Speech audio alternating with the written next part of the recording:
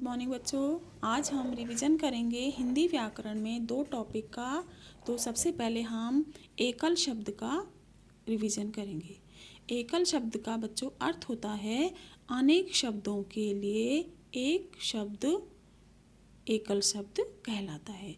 जैसे देखो, जो मरता ना हो, ये अनेक शब्द हो गए। 1 2 3 4, कितने शब्द हैं इसमें? 4 शब्द हैं। इसके लिए हमने एक ही शब्द यूज करेंगे, अमर। जो नहीं मरता है उसको हम अमर कहते हैं, यानी अमर शब्द है।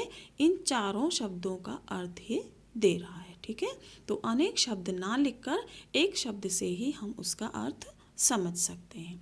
ऐसे शब्दों को एकल शब्द कहते हैं, यानी जो अनेक शब्दों के लिए एक ही शब्द बना हुआ है उसे हम एकल शब्द कहते हैं। अब हम रिवाइज करेंगे, आपको याद करना है, वर्क नहीं करना है। आप ये सब कर चुके हो। जो मरता नहीं हो अमर। बच्चों ए जब लग जाता है ना, ए अगर जब लग जाता है तो उसका अर्थ नहीं में हो जाता है। जैसे मर का मतलब मरना, इसके आगे ए लग गया, इसका मतलब नहीं मरना, यानी अमर। ठीक है। जो कभी बूढ़ा ना हो अजर। जर का मतलब बूढ़ा, और बूढ़े के आगे ए लग गया यानी बूढ़ा ना हो। जो कभी बूढ़ा ना हो अजर। ठीक है। जिसके माता पिता ना हो अनाथ। इसके आगे ए लग गया यानी नाथ, जिसके आगे पीछे नाथ ना हो यानी माता पिता नहीं हो तो अनाथ। जल में चलने वाला जलचर। चर का मतलब विचरण करने वाला, जल में जलचर। आकाश में उड़ने वाला उसे हम क्या कहते हैं? नभचर। नभ का मतलब आकाश, चर का मतलब विचरण करता है जो, यानी नभचर। प्रतिदिन होने वाला, जो डेली होता है उसको हम क्या कहते हैं? दैनिक, और इंग्लिश में कहेंगे डेली।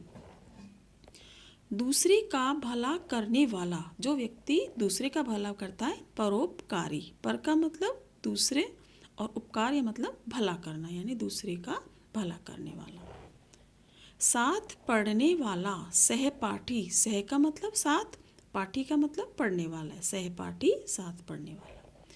ईश्वर में विश्वास करने वाला यानी आस्तिक, उसके हम क्या क्या कहेंगे? आस्तिक। ईश्वर में विश्वास न करने वाला नास्तिक कहते हैं। ये तो नास्तिक है, यानी ईश्वर में विश्वास नहीं रखता है। प्रतिवर्ष होने वाला वार्षिक। वार्षिक मतलब एक साल में एक बार होने वाला, प्रतिवर्ष।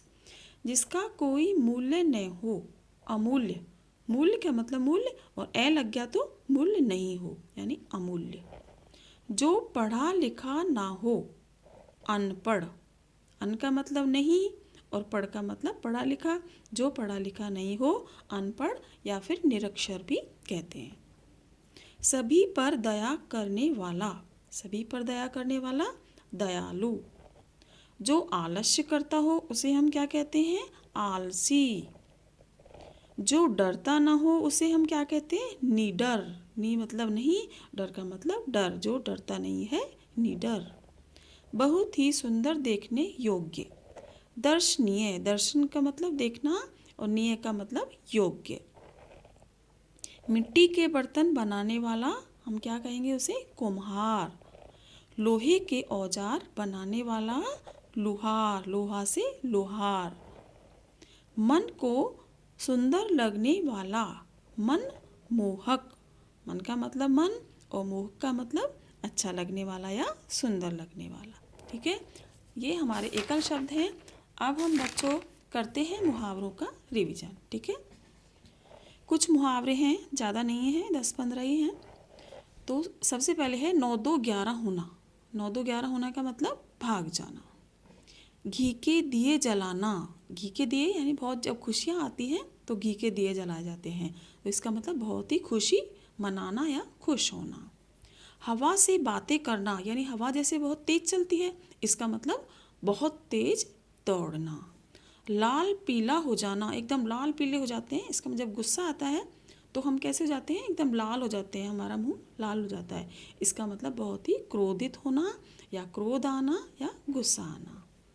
दांतों तले उंगली दबाना, यानी आश्चर्य करना। कोई बहुत वैसा काम, बड़ा काम देखते हुए किसी ने अच्छा काम कर दिया हो, अचरज का, आश्चर्य का, तो हम दांतों तले उंगली दबा रहे, देखो इतने कितना अच्छा काम किया है, यानी आश्चर्यचकित होना। पेट में चूहे कूदना, पेट में जो गुड़गुड़ होती है जब हमें भूख लगती है तो ऐसे लगता है जैसे पेट में चूहे कूद रहे हैं, इसका मतलब बहुत तेज भूख लगना। अंगूठा दिखाना, धोखा देना या फिर मना करना भी हो सकता है इसका, ठीक है। उसने तो अंगूठा दिखा दिया यानी धोखा दे दिया, उसने तो अंगूठा दिखा दिया यानी मना कर दिया। पसीना पसीना होना, घबरा जाना, अगर हमारे सामने शेर आ गया तो हम पसीने पसीने हो जाएंगे, इसका मतलब घबरा के हमारे बॉडी में पसीना आ जाएगा, घबरा जाना।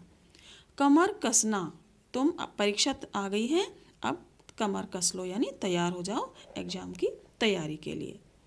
तैयार होना। प्राणों की बाजी लगाना, इसका मतलब मरने को तैयार हो जाना, प्राण की बाजी लगा ली तो मरने को तैयार होना। दम तोड़ना, हम कहते हैं कि आज उसका किसी भी व्यक्ति का उसने दम तोड़ दिया है, इसलिए यानी मर जाना, वो मर चुका है।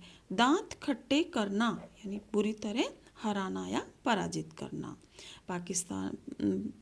भारत की टीम ने पाकिस्तान की टीम को दांत खट्टे कर दिए, इसका मतलब बहुत बुरी तरह हरा दिया। नेक्स्ट है छक्के छुड़ाना, इसका भी अर्थ है पराजित करना या हरा देना। जान में जान आना, ये जाना है बच्चों, इसको आ की मात्रा हटा लेना है डंडा, ठीक है। जान में जाना आना नहीं, जान आना यानी राहत मिलना। वीर गति को प्राप्त करना यानी मृत्यु को प्राप्त करना, सैनिक वीर गति को प्राप्त हो गए हैं, कहते हैं ना सैनिक कोई मरता है तो इसका मतलब मृत्यु को प्राप्त हो गया है। तो ये बच्चे मुहावरे हैं, तो ये आपको पूरे याद करने हैं और इनका अर्थ थोड़ा समझना है, ठीक है। Thank you.